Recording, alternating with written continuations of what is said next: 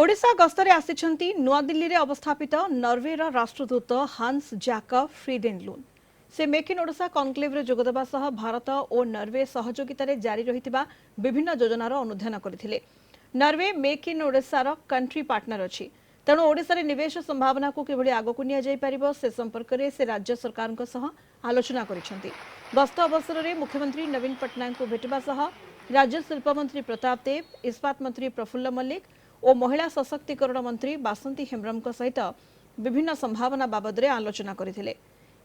एही अवसर में तांको साक्षात करिसंती Kalinga TV deputy editor Mrinal Kanti Nanda. नमस्कार।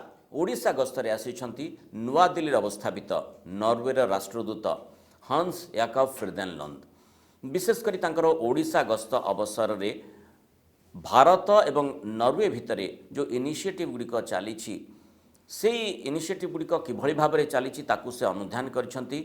आउ विशेष भाबरे ओडिशा रे विभिन्न संभावना खास करी निवेश संभावना संपर्क मध्य से अनुध्यान करिसंती। ए अवसर से आम सहित एठी उपस्थित रहिसंती। चालंतु तांको सह अधिक आलोचना करिबा। Mister Friedenlund, welcome to our show. As we know, India and Norway has a very cordial and very long-standing relationship.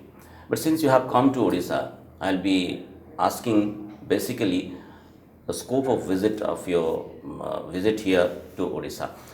Can you just at first tell us the programs of your Odisha visit? The reason why I can come in the first place was because of the invitation to made in Odisha conclave. So we bring and we're a country partner to the conclave. And we're bringing a small group of Norwegian companies, but small but very, very important group of Norwegian companies, which are working a lot with the fields and where we are strong when it comes to oceans and when it comes to energy and also here in engineering.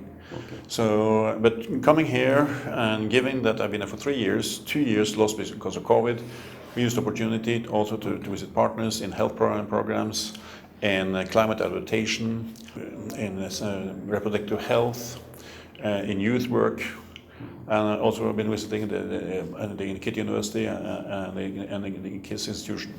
You said you've been into Make in Odisha conclave. How do you evaluate the investment potential in Odisha? Well, that I leave to the Norwegian companies to evaluate. But what we saw was clearly an interest among these companies coming with us. That was why we decided to accept the invitation and be a country partner. We have, for the last years, been focusing on areas where Norway and India really can exchange and cooperate, because Norway is a small country, population-wise.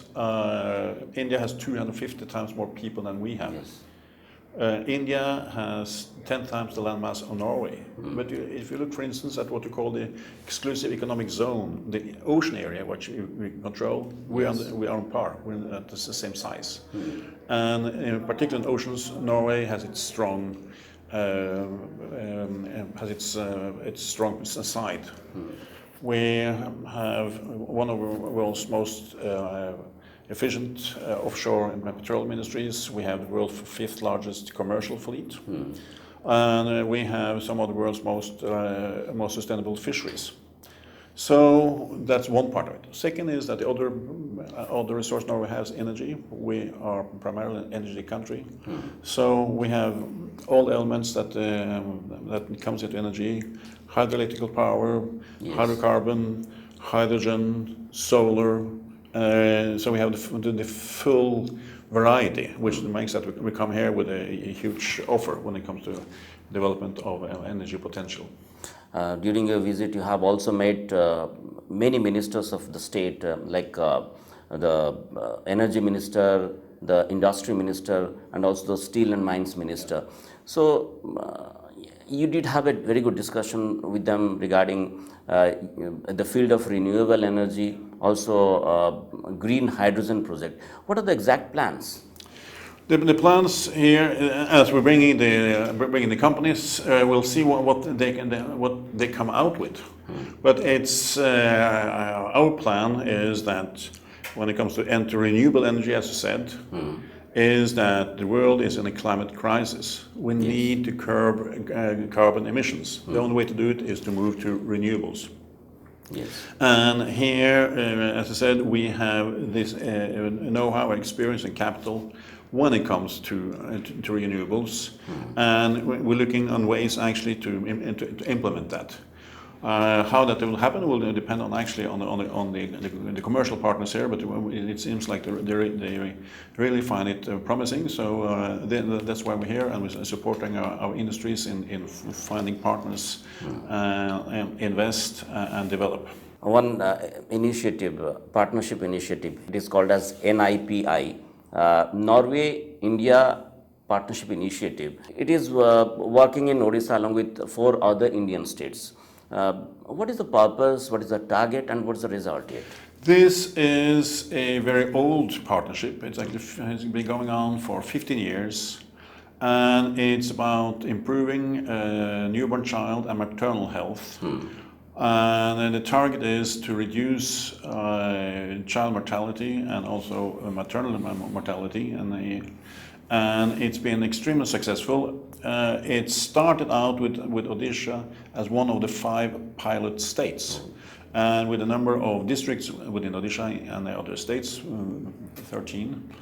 And based on experiences from these 5 states, the results have been rolled out in the rest of India, up to 600 districts. And this has contributed to the impressive fall in child mortality we've seen during these 15 years. Okay. And we also see that this project, which is evidence-based, actually you test out what works, and then if it works, you disseminate it, and you get new inputs. Also, is still working, as we saw in Kutak, where they're pioneering more efficient, cheaper, and less invasive screening mechanism to combat cervical cancer. Since the entire world is watching the Ukraine-Russia war, so it's like a nearby country, so I'll be putting certain questions on the war itself. Do you feel at this moment, even after 10 months it's continuing, the war is continuing, do you feel that it will come to end, it will stop ever? I'm not an expert on the Ukraine war, but as we see it, as I experience it, we don't. The end is not near. This is an unprovoked, illegitimate attack of Russia on a sovereign nation, and who is defending itself. So it will not end before actually that ends. NATO has its meet in Bucharest nowadays. Is Norway helping Ukraine to get NATO membership? The NATO membership is not on the table. Before the war, there was wishes from Ukraine's side to join it, but it was not on the table at that time. It's not on the table now. What we see is that Sweden and Finland, because of the war, has given up their long-time neutral position. Yes. Out of fear of what their neighbor may do, and they asked to join NATO. That has been a major change in European security policy. If you had asked me 2 years ago if Finland or Sweden would join, I would have said never. It's already into European Union, but waiting for NATO membership. Well, we are not NATO members, and we are not part of the European Union. They are part of the European Union, and we're not members of NATO. It's not automatic. Most countries are both, but it's not automatically linked. What is the exact stand of Norway in Ukraine-Russia war? As I said, Ukraine is a sovereign nation which has been attacked unprovoked, and is defending itself. That's our position on the Ukraine war. So is Norway helping Ukraine? Norway is helping Ukraine in several ways. We are helping with humanitarian assistance. We are receiving a substantial number of Ukrainian refugees, and we are also sending military material. And by that help, which means actually guns and ammunition. Since you are helping Ukraine, Is Russia angry with you? Have your country got any kind of threat from Russia directly?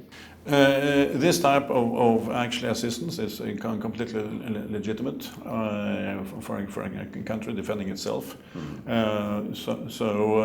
We receive. It's clear that Russia is using all means, also diplomatic, also when it comes to propaganda and verbal expressions to set its position and try to pressure its neighbors and anybody else on this. Yes, so they have voiced what they think about it. Since you have come to Odisha, you also visited, I have heard, one of the premier universities like KIT and KIS. What is your experience there? It was fascinating, and I was really impressed. And when it comes to KIT, how fast it's possible to build up an excellent university. It's the process of build up of that is impressive. And then visiting KIS and meeting thousands. More than 30,000 tribal students. I know, but I met 8,000 of them at the same time. Yeah. And that was a very moving experience, but also to see how well run and well functioning and well thought of the whole school, the whole institution was. That was also very impressive. Thanks a lot, Ambassador, for giving time to us. And thank you for having me here. हम देखते आम सहित जो भाव में नुआ दिल्ली अवस्थापित नॉर्वेर राष्ट्रदूत हांस याकोब फ्रिडेनलुंड आम सहित आलोचना करुले। ओडिशा रे निवेश सुजोग संपर्क रे से मध्य अनुधान करुछंती ता सहित किभଳି भाबरे नॉर्वे एवं भारत संपर्क आहुरी सुदृढ़ होई पारिबो से बाबदरे से अनुधान करुछंती। नमस्कार।